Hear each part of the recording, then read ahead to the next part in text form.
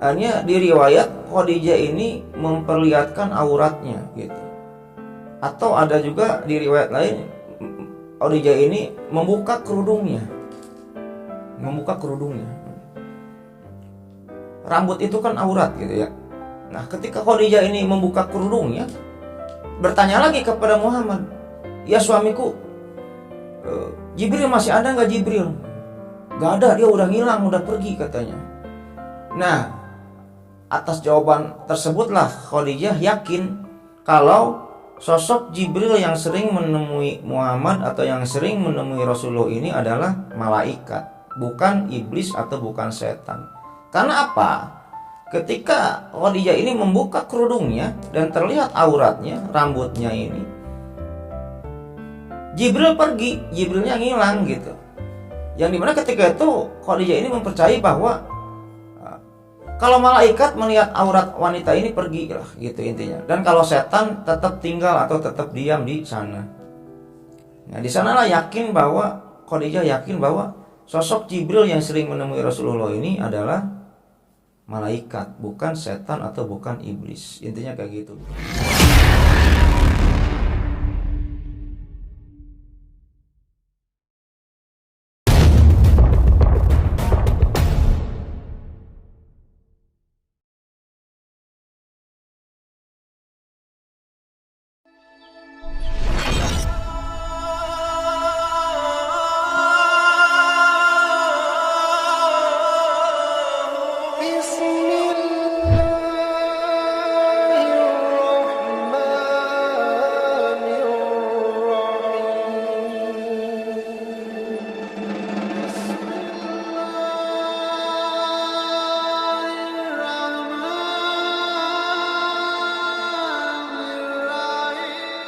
Assalamualaikum warahmatullahi wabarakatuh.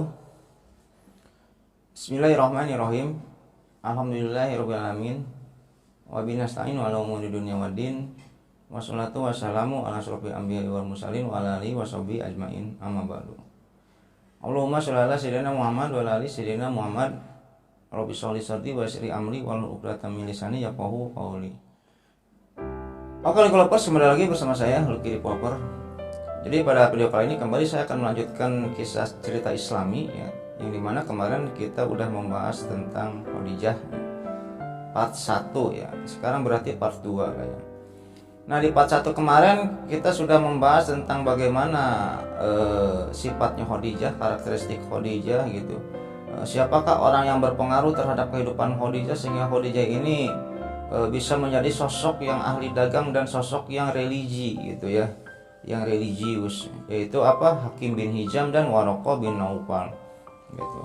Yang dimana kemarin juga udah saya bahas tentang bagaimana pertemuan pertama Khadijah ini dengan Rasulullah Shallallahu Alaihi Wasallam gitu. Mungkin nanti Lucky semua tonton aja part 1-nya, nanti akan saya tulis di deskripsi, atau Lucky Lovers buka aja channel YouTube saya, di sana ada playlist cerita Islami, cari aja Khadijah part 1. Yang dimana pada video kali ini saya akan membahas tentang pernikahan Khadijah gitu ya. Bagaimana pernikahan Khadijah dengan Rasulullah, apa mas kawinnya, dan bagaimana nanti kehidupan Rasulullah ini setelah menikah dengan Khadijah. Intinya kayak gitu. Ya, mungkin sebelum lanjut ke ceritanya, bagi Lucky Lovers semua atau bagi penonton yang sedang menonton video ini yang belum subscribe di channel YouTube ini, alangkah baiknya subscribe dulu ya. Subscribe dulu supaya apa? Supaya saya tambah bersemangat untuk membuat konten-konten selanjutnya. Dan bagi yang sudah subscribe, saya banyak ucapkan terima kasih. Mudah-mudahan amal baik Lucky Lovers semua yang sudah subscribe dibalas kebaikannya oleh Allah Subhanahu wa taala berpuluh-puluh kali lipat, beratus-ratus kali lipat, beribu-ribu kali lipat, dan berjuta-juta kali lipat. Oke, kita lanjut ke ceritanya. Nah, semenjak Rasulullah ini intinya bekerja dengan Khadijah, yang dimana ketika itu berdaganglah Rasulullah ini ke Habasyah, ke Syam, dan lain-lain.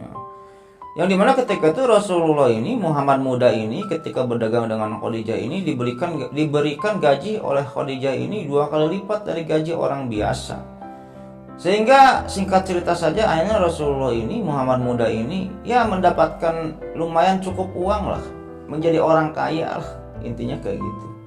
Karena gajinya ini 2 kali lipat dari gaji orang-orang biasa, dan sekali dagang ini Khadijah ini bukan puluhan, bukan ratusan unta gitu, tapi ribuan unta, 1000 unta, 2000 unta, 3000 unta gitu. Yang dimana saya pernah menjelaskan kemarin bahwa sistem dagang Khadijah ini mempunyai dua metode. Metode upah tetap dan metode persentase. Dengan persentase aja kita udah kaya raya kalau bekerja dengan Khadijah, intinya kayak gitu. Apalagi ketika itu Rasulullah ini diberikan gaji 2 kali lipat dari orang biasa. Intinya kayak gitu. Nah, di part sebelumnya kita udah membahas tentang akhirnya Rasulullah pun setuju lah untuk menikah dengan Khadijah gitu. Dan ketika itu Rasulullah ini pergi ke pamannya.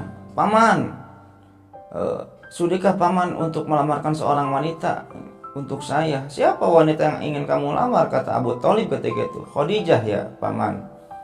Akhirnya pamannya pun setuju lah intinya. Ya udah akan paman lamar ketika itu ya Abu Thalib ini. Akhirnya diumumkanlah rencana lamaran Rasulullah ini, Muhammad muda ini dengan Khadijah ini besok gitu. Diumumkanlah kepada semua para suku gitu. Yang dimana ketika itu yang masing-masing kepala suku, ketua suku Quraisy, Kinanah dan lain-lain gitu ya. Ya menyetujui gitu.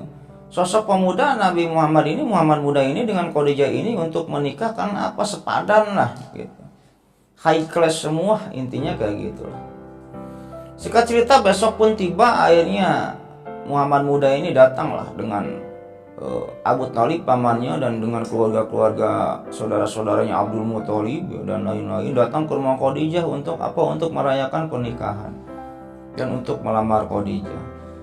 Nah, setelah sampai ke rumahnya Khadijah ketika itu di rumah Khadijah juga sudah terkumpul orang-orang penting ketika itu yang akan menyambut calon besan, intinya kayak gitulah.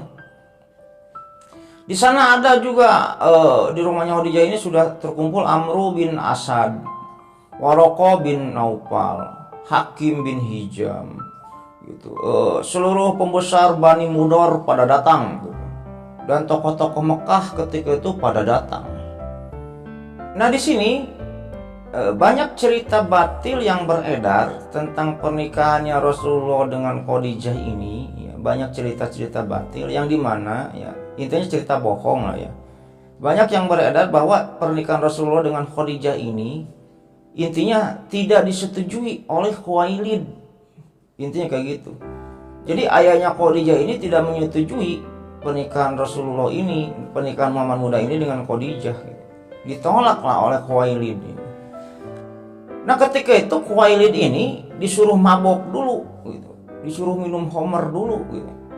Sudah mabok, dalam keadaan mabuk kayak gitu kan tidak sadar Khuwailid ini, barulah Khuwailid ini menikahkan Muhammad muda dengan Khadijah ini, Muhammad dengan Khadijah ini. Setelah tersadar dari mabuknya, akhirnya Khuwailid pun ngomong gitu, lah kok kamu udah nikah dengan Muhammad gitu kan? Ya kan ayah yang menikahkan saya gitu. Ketika itu nggak sadar karena banyak saksi ketika itu ya apa boleh buat gitu. Khuwailid pun menyetujuinya, intinya kayak gitu. Itu cerita batil gitu, cerita batil atau cerita bohongnya yang banyak beredar gitu, intinya kayak gitu. Yang dimana pada hakikatnya, pada aslinya mah gitu, ketika Rasul ini dengan Abu Thalib ini kumpul di rumahnya Khadijah ketika itu banyak pembesar-pembesar Quraisy ketika itu. Ada Bani Mudor, ada Hakim bin Hizam, ada Waraqah bin Naufal, ada Amru bin Asad. Nah ketika itu mulailah dinikahkan Khadijah ini oleh Waraqah bin Naufal gitu. Nah ketika itu Waraqah bin Naufal pun menikahkan Khadijah ini dengan Muhammad, intinya kayak gitu. Dinikahkanlah gitu.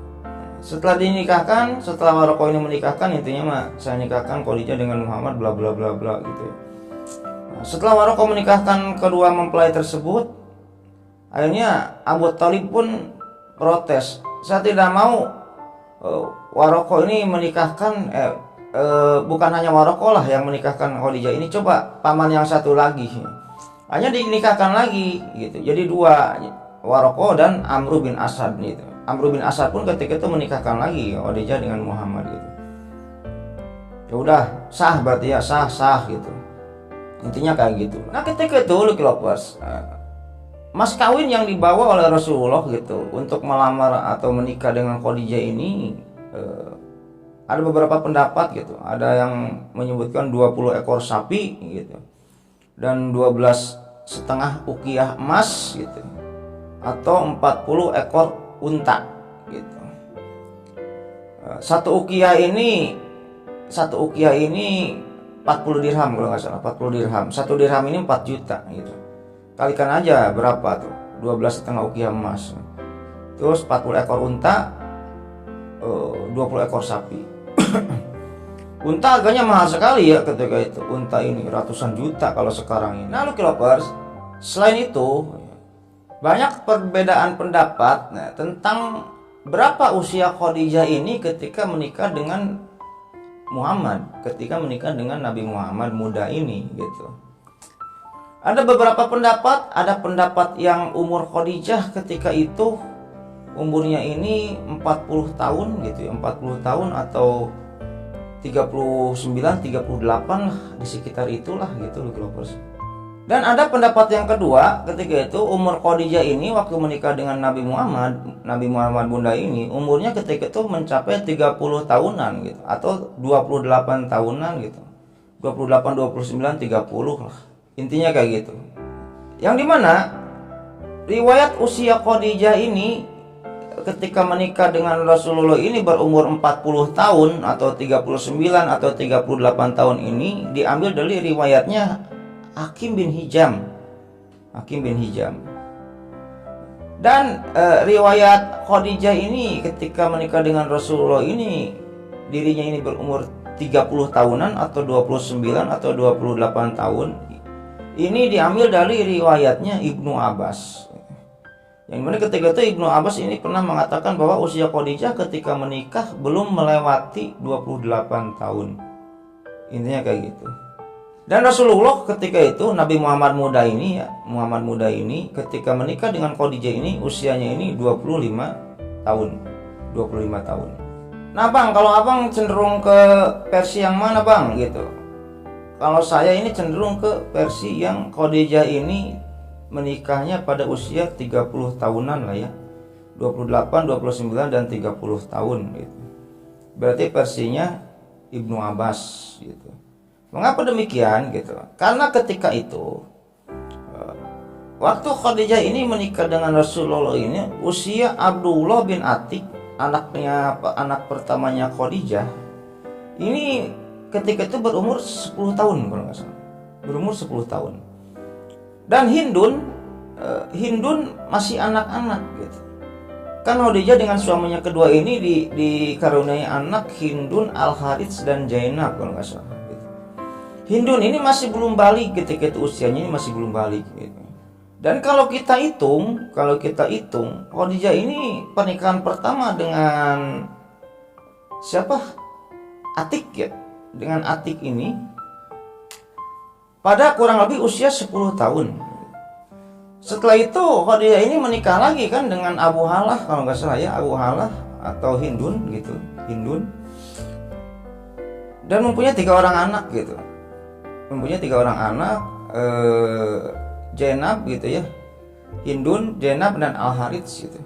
Nah ketika itu usia Hindun ini masih kecil belum balik gitu. Kita hitung aja, kalau Khadijah ini menikah pada usia 10 tahun dan ketika Abdullah bin Atik ini usianya 10 tahun, ketika Khadijah ini menikah dengan Rasulullah, anggap aja 20. Khadijah ini mempunyai anak lagi 3. Ketika itu usianya belum balik. Ya kalau dihitung-hitung ya 30-an usianya ini, 30-an. Selain itu, kalau kata ilmu kedokteran, intinya kayak gitulah ya. Kalau wanita pada usia 40 tahun, ini namanya sudah masa-masa menopause atau tidak bisa memiliki anak lagi gitu. Tidak bisa memiliki anak lagi karena sudah tidak produktif dalam hal memiliki anak. Kita jangan menyangkut pautkan kepada takdir gitu. Kalau menyangkut pautkan kepada takdir, istrinya Nabi Ibrahim aja mempunyai anaknya umur 90 tahun, intinya kayak gitu. Kita kedokteran aja gitu. Yang dimana kalau usia Khadijah ini berumur 40 tahun gitu ya. Ini kan menurut ilmu kedokteran kan masa-masa menopause. masa-masa menopause, tidak bisa menikah anak lagi. Akan tetapi Khadijah ketika menikah dengan Rasulullah itu ya, ketika itu dikaruniai 6 orang anak gitu. Ketika Khadijah ini menikah dengan Rasulullah Muhammad muda ini, Khadijah ini memiliki 6 orang anak, 2 orang anak laki-laki, 4 orang anak perempuan gitu. Yang laki-lakinya Qasim dan Abdullah kalau nggak salah ya, Qasim dan Abdullah. Kalau salah mohon maaf. Yang 4 orang anaknya lagi Zainab, perempuannya gitu ya, Zainab, Ruqayyah, Ummu Kalsum dan Fatimah. Intinya kayak gitu. Tapi semua ini hanya pendapat wallahu alam bisawab, hanya Allah yang tahu gitu. Intinya kayak gitulah Lucky Lovers. Nah Lucky Lovers, setelah Khadijah ini menikah dengan Muhammad muda ini ya, dengan Muhammad ini, akhirnya Khadijah pun dikaruniai anak gitu. Yang pertama namanya Qasim, seorang laki-laki, anak bayi laki-laki yang namanya Qasim. Muhammad ketika itu sangat menyayangi sekali dengan Qasim ini gitu, sampai Muhammad ini mempunyai julukan ayahnya Qasim kemana-mana. Ayahnya Qasim mau kemana gitu, kalau misalnya Muhammad ini lagi main-main gitu kan, ayahnya Qasim gitu kan. Tapi pada usia belum balik gitu, pada usia kurang lebih 2 tahunan lah ya, kurang lebih Qasim ini meninggal dunia gitu. Setelah itu Muhammad pun dikaruniai anak lagi yang namanya Abdullah gitu. Yang namanya Abdullah atau disebut At-Thayyib atau At-Thahir gitu, yang baik dan yang suci. Sama seperti Qasim, Abdullah pun meninggal dunia. Akhirnya Khadijah pun hamil lagi dan memiliki anak wanita 4 ya, intinya langsung aja singkat 4 aja, Zainab, Ruqayyah, Ummu Kalsum dan Fatimah. Singkat cerita terlahirlah anak-anak Rasulullah dengan Khadijah ini 4 orang yang hidup gitu. Akhirnya setelah itu Lucky Lovers, anak-anak Rasulullah pun pada menikah lah ya.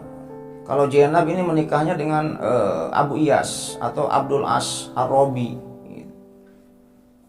Terus Zainab, Ruqayyah ini dengan Ruqayyah Ummu Kalsum ini menikah dengan Utbah dan Utaibah. Jadi Utbah dan Utaibah ini adik kakak anaknya Abu Lahab. Yang tidak belum nikah ini Fatimah, ketika itu si bungsu. Fatimah ini masih kecil. Akhirnya kehidupan mereka pun cuman bertiga lah ya. Fatimah, Muhammad dan Khadijah ini di rumah ini cuma 3 orang. Akhirnya singkat cerita aja, Ali pun diangkat ini ya, diasuh oleh Muhammad Ali bin Abi Thalib ini ya, diasuh. Karena ketika itu tenar prinsip di Mekah ini, mengasuh anak dari keluarga yang terhormat ini adalah sangat terhormat sekali. Nah, ini ketika itu Ali pun diasuh oleh Muhammad, diangkat gitu ya, diasuh oleh Nabi Muhammad dan Khadijah, dan Ja'far ini diasuh oleh Abbas. Nah Lucky Lovers, setelah Khadijah ini menikah dengan Muhammad muda ini, dengan Nabi Muhammad ini, Khadijah ini dari mulai menikah sampai dia mempunyai 6 orang anak, intinya kayak gitu ya. Khadijah ini suka bertanya-tanya dalam hatinya ini suami saya kapan diangkat jadi nabinya gitu. Suka bertanya-tanya Khadijah itu ketika itu. Suka curhat dengan Waroko gitu. Dan suka bertanya-tanya, kalau ini suami saya ini nantinya nabi, terus kapan diangkat jadi nabinya, kata Khadijah ini. Suka menunggu-nunggu lah, intinya suka bertanya-tanya Khadijah ini.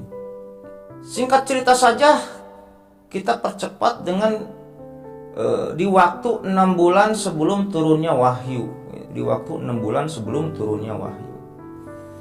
Yang dimana ketika itu kebiasaan Nabi Muhammad gitu, belum diutus jadi nabi ketika itu ya. Kebiasaan Muhammad ini di rumahnya ini suka menyendiri, merenung, tapakur, suka menyendiri gitu. Emang kan kebiasaan para nabi ini kan sukanya ini menyendiri. Kadang pergi ke gunung-gunung, ke bukit-bukit, untuk apa? Untuk mencari Tuhan, untuk bertapakur tentang siapakah pencipta alam ini. Gitu ya, kalau cerita nabi ini banyak gitu. pergi ke gunung, pergi ke bukit-bukit. Maka dari itu kan kalau sekarang ini kan kalau petilasan para wali kebanyakannya di tempat-tempat sepi ya, di hutan, di gunung gitu ya, kebanyakannya kayak gitu. Untuk apa? Para wali ini sama kayak para nabi, senangnya ini menyendiri untuk bertapakur, intinya kayak gitu. Nah, melihat kebiasaan suaminya ini sering bertapakur, sering menyendiri, akhirnya ketika itu Khadijah ini menyediakan ruang khusus di rumahnya untuk apa? Untuk Rasulullah ini menyendiri. Nah, melihat kebiasaan suaminya ini sering menyendiri ketika itu, Khadijah ini menyediakan ruang khusus di rumahnya untuk apa? Untuk bertapakur. Ruangan khusus lah untuk Muhammad menyendiri di ruangan tersebut. Intinya kayak gitu. Sampai pada akhirnya, Lovers, kebiasaan Nabi Muhammad ini untuk menyendiri dan bertapakur ini intinya pindah tempat lah. Pindah tempat. Di sana ada puncak Jabal Nur, Bukit Jabal Nur, Gunung Jabal Nur apa Bukit Jabal Nur. Di sana itu ada gua, namanya Gua Hiro. Guanya kecil. Nah, biasanya Muhammad ini sering ke sana, ke Gua Hiro untuk apa? Untuk menyendiri di sana gitu. Kadang ketika Nabi Muhammad ini pergi untuk pamitan ke Khadijah gitu ya, untuk pergi ke Gua Hiro ini, Khadijah ini suka membikinkan bubur gandum untuk bekal Muhammad ini di Gua Hiro tersebut. Kadang sehari, kadang 2 hari gitu, menyendirilah beliau ini di sana.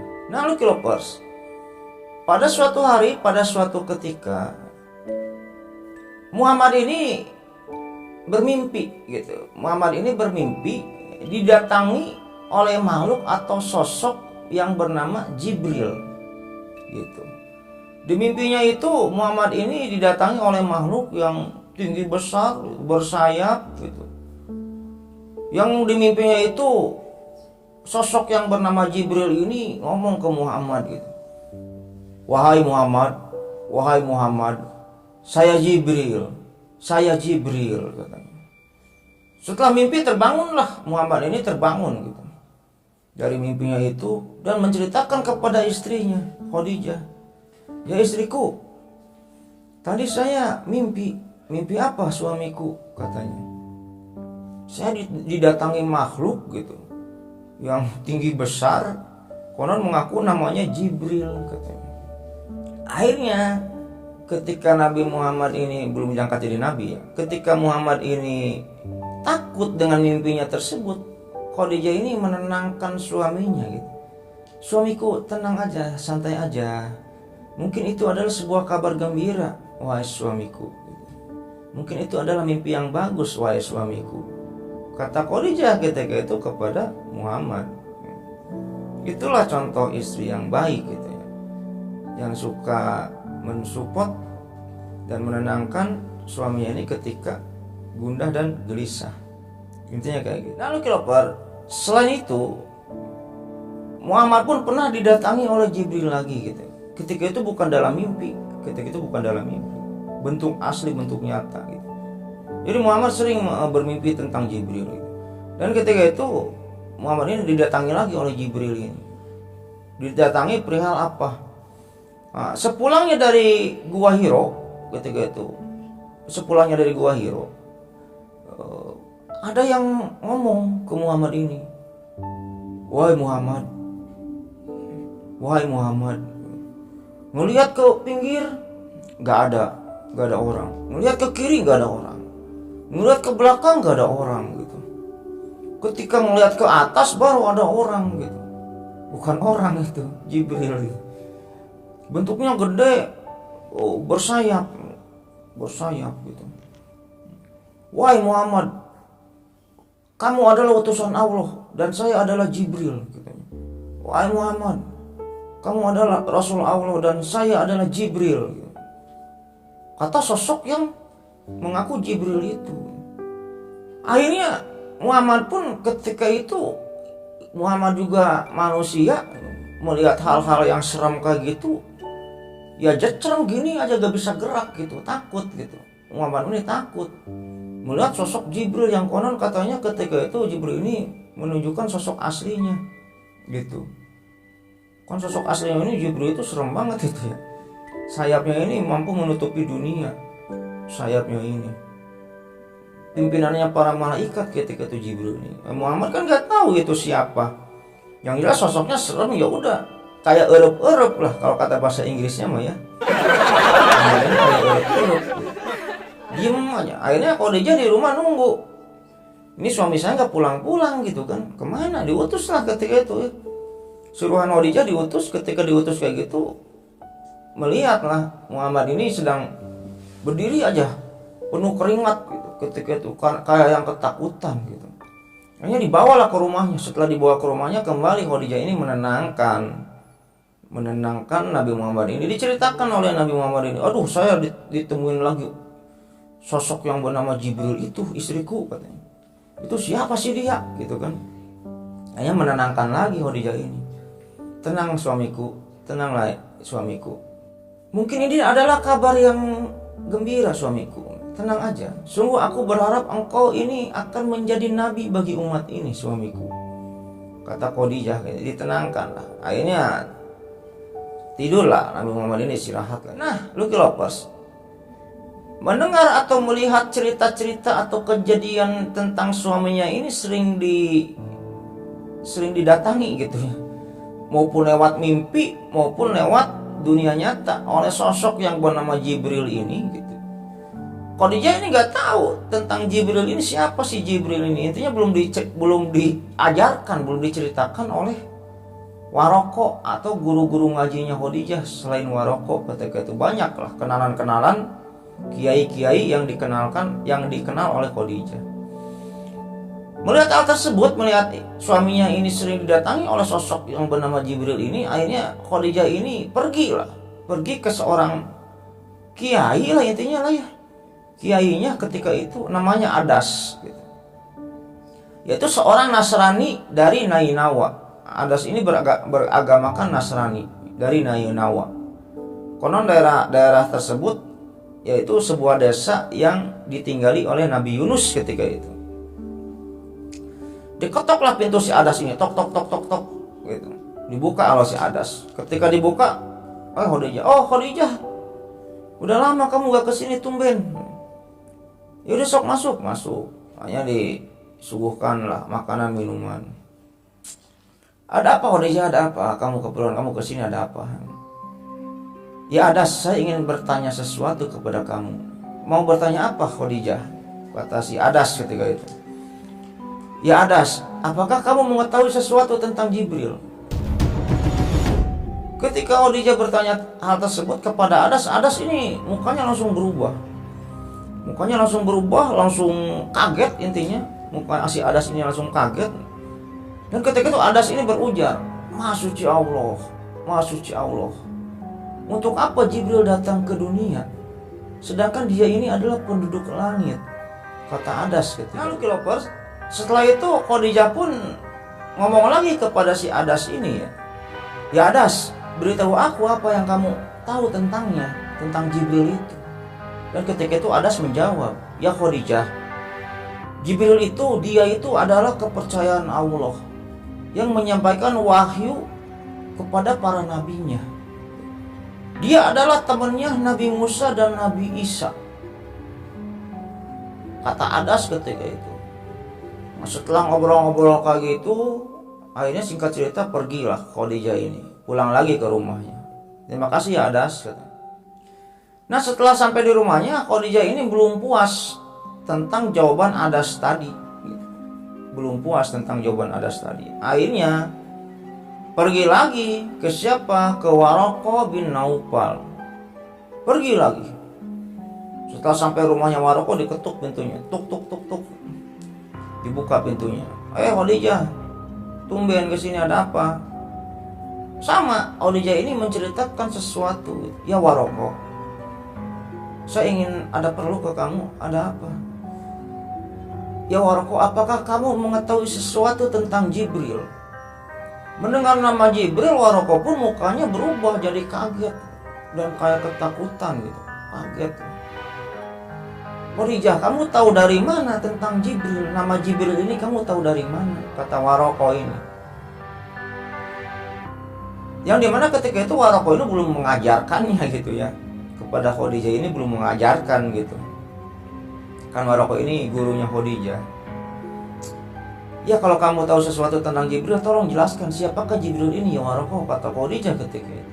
Dan setelah itu Waraqah pun menjawab gitu ya. Maksudsi Allah, maksudsi Allah. Ya Khadijah, jika kamu mempercayaiku, jadi suamimu ini, Muhammad ini telah didatangi oleh Namus. Jadi Namus ini nama lain dari Jibril gitu ya, kayak gitu. Yang dulu pernah datang menemui Musa. Kata Waraqah ketika itu, hendaknya suamimu ini bersabarlah, bersabar.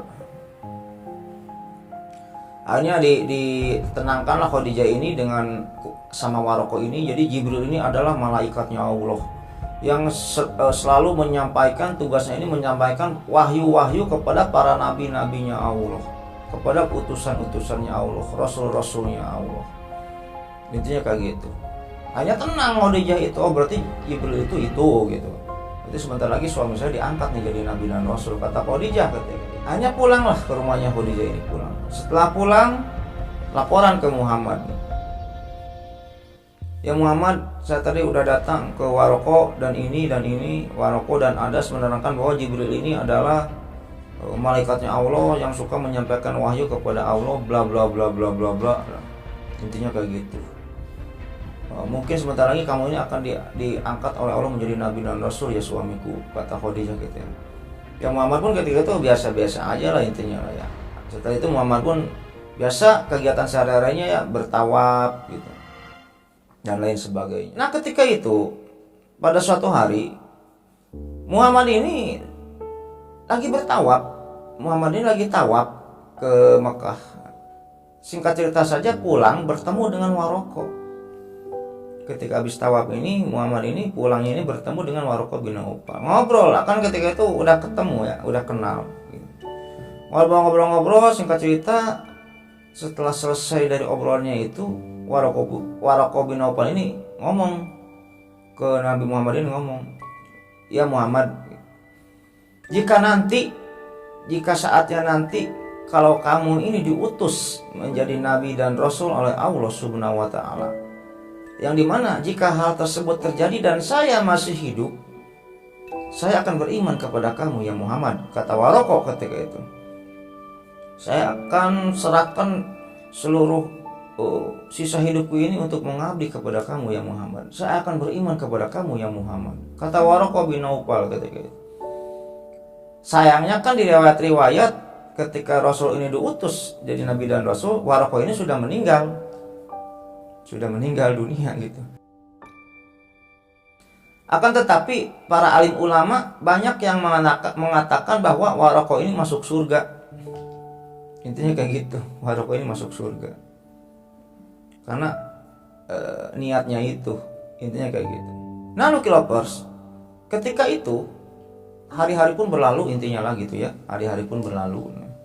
Ketika itu Khadijah ini pada dasarnya ini masih belum puas gitu dengan jawaban Adas dan Waraqah bin Nawfal tadi yang mengatakan bahwa sosok yang mengaku Jibril yang mendatangi Nabi Muhammad tersebut, Muhammad muda ini gitu, yang mendatangi Muhammad ini adalah malaikat. Belum puas Khadijah ini ketika itu ya, belum puas tentang jawaban Adas dan Waraqah tadi gitu, belum puas. Khadijah ketika itu berpendapat bahwa kalau yang mendatangi Muhammad ini adalah iblis, gimana gitu, setan atau iblis yang mengaku-ngaku Jibril gitu, yang pada dasarnya kan iblis pun atau setan ini tidak bisa mengubah bentuknya menjadi Jibril gitu.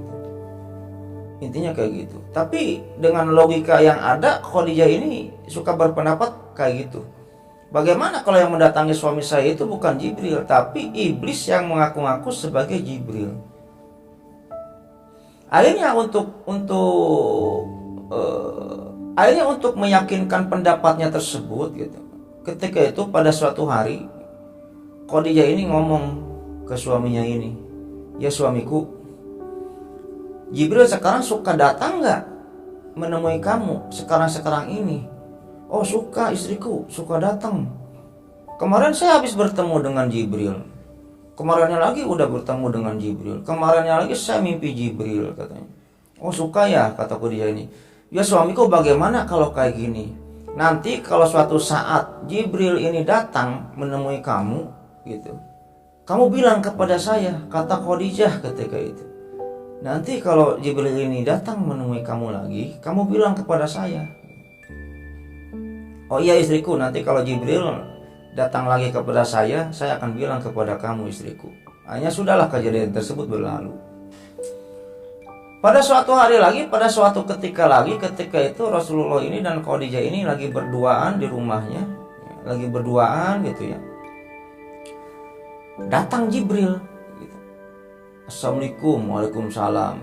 Datang Jibril, tepat di depan pintu rumah Khadijah itu. Melihat nih Rasulullah ini sedang berduaan dengan Khadijah, misalnya di kursi lah, intinya kayak gitu. Nah ketika itu Muhammad ngomong ke Khadijah ini, ya istriku, itu Jibril ada tuh. Di mana? Jibrilnya ada di mana sekarang? Itu di depan pintu katanya. Ada di depan pintu. Nah ketika itu Liklovers, Khadijah mah kan gak ngelihat, Jibrilnya gak ngelihat. Khadijah mah gak ngelihat Jibril, cuman Muhammad aja yang ngelihat Jibril. Nah ketika Khadijah ini diberitahukan oleh Muhammad bahwa Jibril ini ada di depan pintu gitu ya.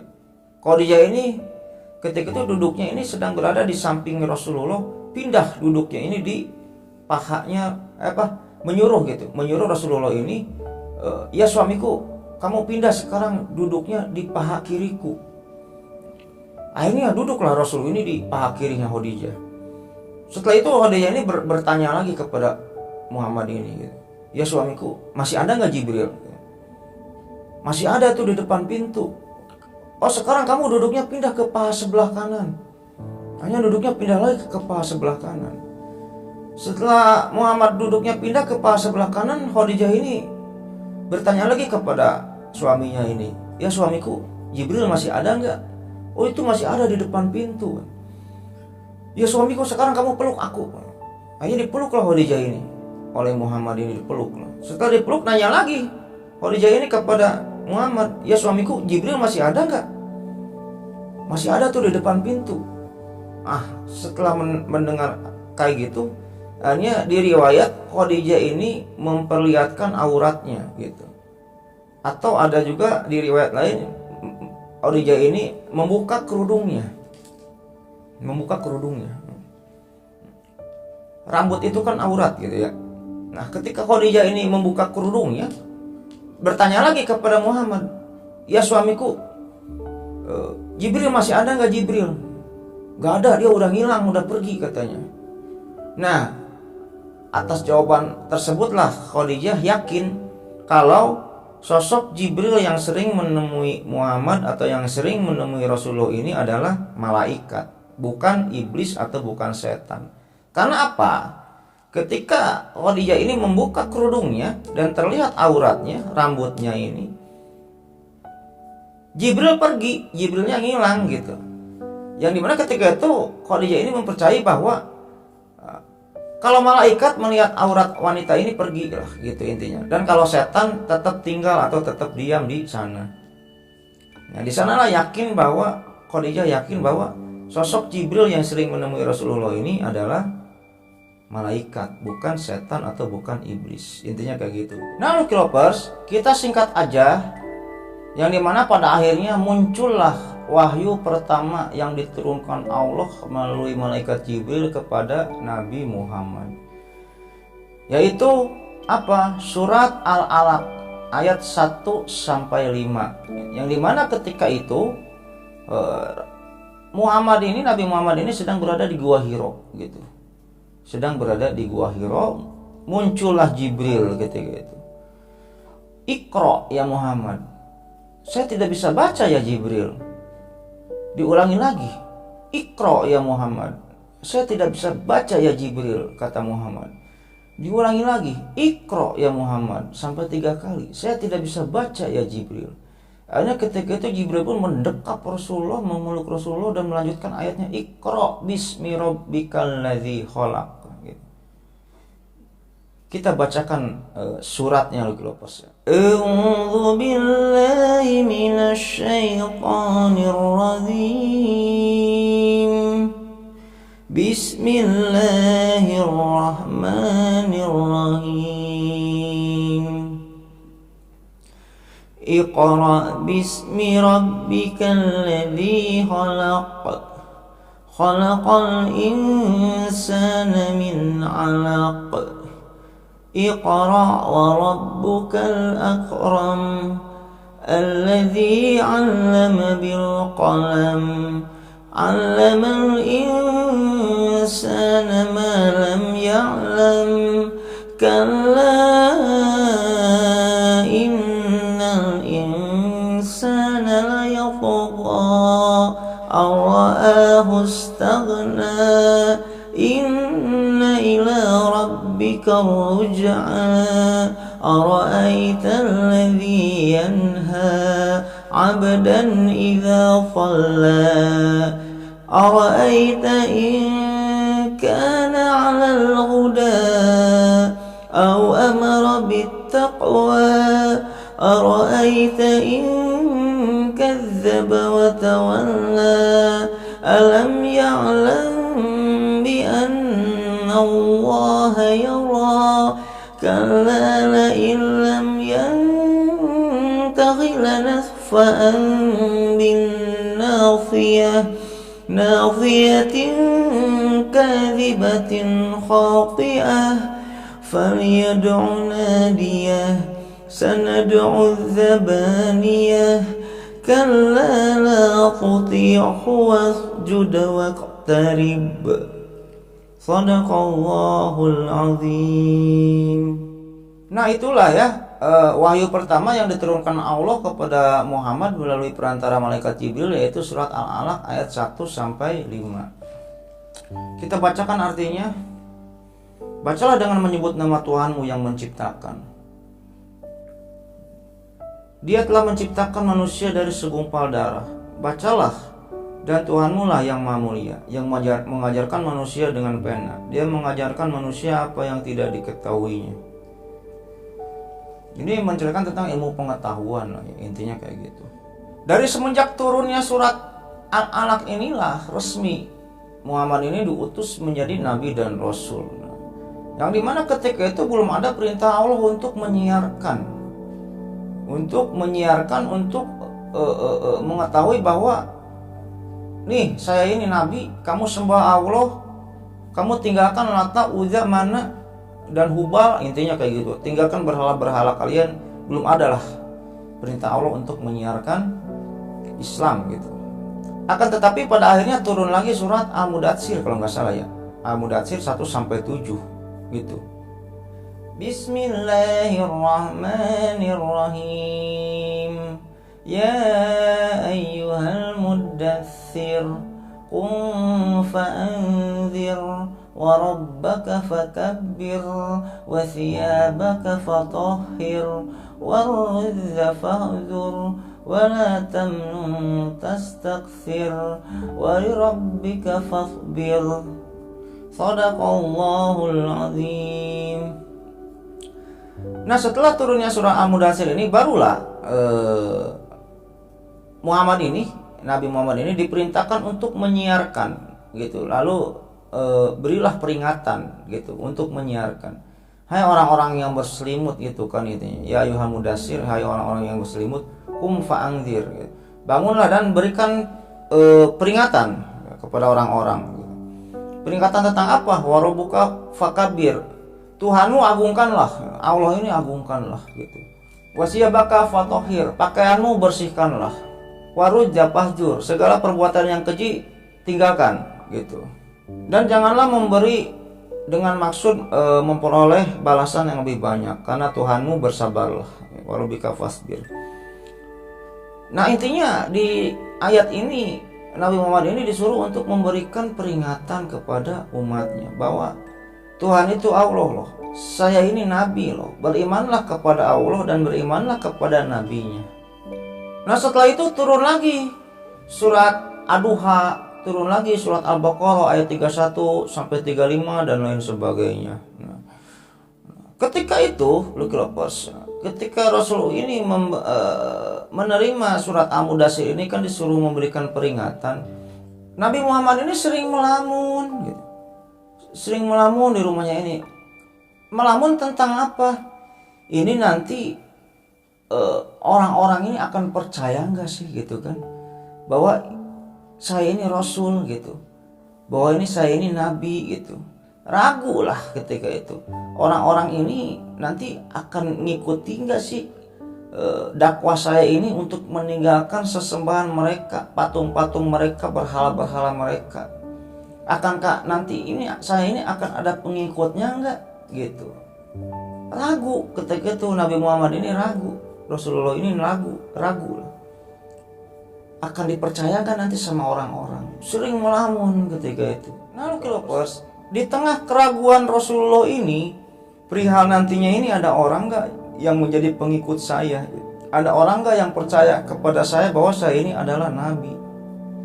Gitu, intinya kayak gitu. Akhirnya ketika Rasulullah ini sedang melamun di rumahnya, Rasulullah pun dipanggil oleh istrinya gitu, Khadijah gitu. Jadi di tengah keraguannya Rasulullah ini, ketika itu Rasulullah ini sedang melamun dipanggil oleh Khadijah, wahai suamiku, ada apa istriku? Ketika itu Khadijah ini berucap ngomong, dengarlah wahai anak pamanku, asyhadu an la ilaha illallah wa asyhadu anna Muhammadar Rasulullah. Ketika itu Khadijah ini tanpa disuruh, tanpa apa, langsung bersyahadat dan menyatakan keislamannya gitu. Melihat hal tersebut, Rasul pun senang, sangat senang sekali gitu.